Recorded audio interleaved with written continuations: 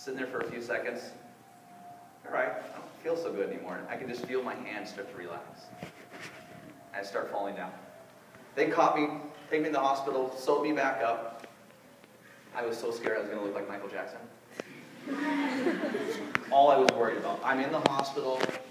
I am so upset. I'm going to look like Michael Jackson. I'm not going to have a nose. And my coach grabs my helmet and my glasses. I wear glasses, as you can see on the video.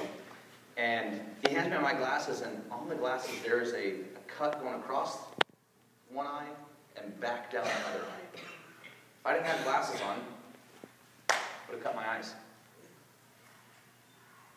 I stopped being self-conscious about my nose instantly. I was more worried about, what other people thought of what I looked like didn't matter anymore. And it came to that realization that fast. So that's my wonderful, I have a broken leg. Before one Olympics, I get my nose cut off my face before the next Olympics. I competed really hard, really well. I was in the top 4 for the next 3 years, going through each one of the competitions that I would go to. And the month before the Olympics in 2006, I skated awful. The worst I've ever skated in my entire life. I was terrible. Couldn't do anything. I'd fall all the time. And when I say fall, you guys understand, this is my skate. This is what I wore in the last Olympics. They're molded to your feet, so they're carbon fiber. The blade is 1.1 millimeter thick, so they're pretty sharp. They can't cut, obviously, as I mentioned with my nose. And we go about 30 miles an hour. This is all I have on. And if you think there's padding in there, there's not. At all. It's pretty much a big swimsuit. That's all it really is. So when you fall, it hurts. So you don't want to fall. I fell more times in 2006 going to that Olympics than I've ever fallen in my entire life. I couldn't do anything to save my life. It was just awful. I went out there every day. I trained hard every single day. It was terrible. I sucked. You know what I did the next day? I'd go out and train again. It sucked that day. Over and over and over again. My coach just tapped me on the back. Loved my coach to death. She had all the faith in the world in me. She passed me on the back. She goes, just keep going. I'm like, Coach, you can't do this. She's like, doesn't matter. You go out there, you train every day, you train hard. It'll come together. I'm at the Olympics 2 days before my competition. And I've been training. When we get to the Olympics, you have about 20 days at the Olympics. And coach says, Rusty, you're training every day. You're not getting a day off. My coach, I always take Sundays off. She goes, you don't get a day off. We have a big fight. I argue with her. Not proud of this, but I made her cry by the end of the conversation because I was fighting with her so hard. She believed in me so much and knew what I needed, and I didn't. And I fought with her and fought with her and fought with her. And she says, you're going to do it. Walked out of that room. I said, Coach, I'm not doing it. About 20 minutes later, I realized what I said and what I did and who she was and that I should have more respect for her. I walk back in the room. I go, Coach, I'm going to train every day all through the Olympics. And she goes, no, you're actually going to take tomorrow off. I was shocked. I was like, Coach, we just had this big argument. She goes, you know what? I thought about it. You're right. You know your body better than I do. You're going to take a day off. So I took a day off. This is 2 days before I competed in my first competition. I skate, the next day I go out and skate. I skate the fastest I've ever skated in my entire life. Day before the competition, I go back out. I skate a little faster than I did the day before. I've been competing now for 15 years at this point, and I've skated the 2 fastest days ever in my entire life, 2 days before I go out there to skate in the 1,000 meter in the 2006 Olympics. I get on the ice, and I not only win the race, but I get an Olympic record in 2006. Pretty good. Remember, there's 4 rounds. I go to the next round. I make it out of the next round as well. I get to the next round. I make it out of that round. Now I'm in the final. And I told you earlier that sometimes you have setbacks, different things happen. I told you about kind of the greatest race that I had when I won an Olympic medal. I'm in the 1,000 meter final. There's 5 people. 3 people get an Olympic medal. I don't win an Olympic medal. It was fourth. It was probably the most proud moment of my entire life. I would love to show you the medal that I won, but sometimes that doesn't matter. It's the effort that I put in. It's the people that I had around me. It was the hard work and dedication that I put into what I did to be able to stand there on the ice and represent the U.S. the best I possibly could. Luckily, I skate in what's called a relay. Anybody heard of a guy named Apollo Ono? Yeah, Dancing with the Stars, all that kind of stuff. Well, him and I skated together for about 15 years. Luckily, I had him on my relay team. Because 30 minutes later, I won an Olympic medal in the Torino Olympics in the relay. So I ended up with 2 medals. Pretty cool little, skate the best race of your life, get 4th place, don't get a medal. 20 minutes later, get an Olympic medal because the guy next to you is really good and helps you win. So, teams are fun. For me, short track speed skating meant a lot. You know, I was given an opportunity to do things, to go places, to travel, but a lot of that had to do with my dedication, my hard work. You know, I ate right. I had a very good diet all the time. I can honestly look at you guys all in the eye and tell you that I've never smoked ever in my entire life. I've never done any drug.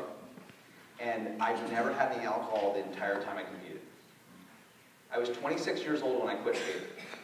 And I can look at all of you straight face and tell you I've never done anything illegal or that would hurt my body during that time frame. And that was important to me. Because of all those things that I did, I was able to compete and win multiple medals. But a lot of that had to do with the dedication and the hard work. You know? It wasn't easy, and I wouldn't want it easy. I would like everyone, can we stand up? Is that all right? Can we stand up in here right now? I want everyone to stand up real quick.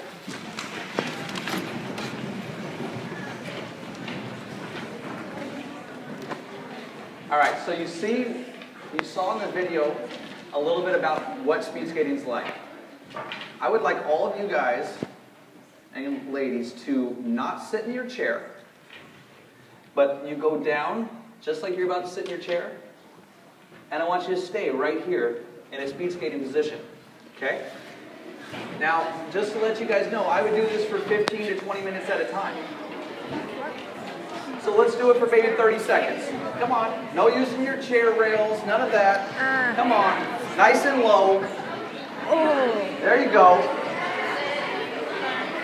You guys are quitting already? I see a lot of you quitting already. There's a few that are still doing it. All right, come on up, come on up, come on up.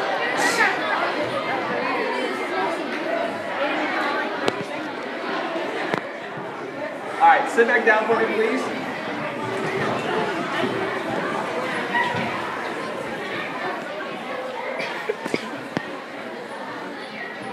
All right, so that's how low we got in speed skating when we're standing still. You saw when I was going around a corner and I was leaning, right? Do you know how much strength that takes to go around a corner like that? We pull what's called 6 Gs. Your body weight, 6 times gravity, going around a corner at 30 miles an hour. To give you an idea, a bobsled, you've seen the bobsled, and the guys are moving their heads all over the place. They pull about 2.5 Gs. So I have 6 times my body weight. At this time, I weighed about 160 pounds on one leg. So as I was going around a corner, and I was down here, I would be completely leaned over here, going around a corner. Fortunately, I'm weigh a lot more now, and I can't do that anymore, but 6 times gravity. To be able to do that, we were in the weight room quite a bit. You see people that are really strong lift a lot of weight. You should see some of these Olympic athletes, what they can do. I would leg press a little over 1,800 pounds. It's a small car, to give you an idea. I would squat a little over 425 pounds on my back. So can you imagine like 3 of you guys on my back? And I'd be able to squat you up and down. That's what we'd have to do every day for training. That was a normal day. Give you an idea of the dedication that we would have. I told you when we were younger kind of what we would do. This is a standard day for us in speed skating. And actually in most Olympic sports. Wake up in the morning around 6. I went straight to an ice rink. I would warm up for an hour to be able to get the proper warm up, to be able to get my legs ready to go. I go from there straight onto the ice, and I would skate for about 2 hours. I would skate for about 2 hours. I'd get done with that, and I would finally be able to go eat for the first time in the day. I would average about 9 to 9,500 calories a day. Remember, a standard diet is around 2,500 calories. So I'm eating almost 4 times a normal person's diet. When I got done with that, I had to go to work. I had to pay for all this. So I worked at Home Depot, which had an Olympic job program where I worked 20 hours a week and I got paid for 40 and they allowed me to travel. I would get done with that. I would go back and I would go either run, lift weights, ride my bike, and go out for a 100-mile bike ride. When I got done with that, I would actually go to school. And if you don't think school is important, I want you to change your mind right now. I went to school as long as most doctors. I'm not a doctor. I would go to school for 2 to 3 classes a year. That's all I really had time for because I traveled so much. I'd be gone every 2 weeks, so I was gone a lot. But because of that, I was able to do a lot since I've been done with sport. When I got done at the end of the night, I'd usually get done around 7 or 8 o'clock at night. I'd have a snack. I'd have a large pizza. 3 to 4 days a week, I'd have a large pizza. I was trying to get as much fat into my body as possible most of the time. I was between 150 and 160 pounds. My body fat was about 2.3%, which a normal guy is 12 to 15%. I was at 2. I look fairly fit right now, I would say. I'm 35 pounds heavier than I was then. Huge difference in weight because of the work and everything I did every day. The biggest thing I want to impress on you guys here today, and hopefully you get that out of everything that I was talking about, the dedication, the goal setting, living a healthy life, it means a lot. School is super important. All these things were able to get me through the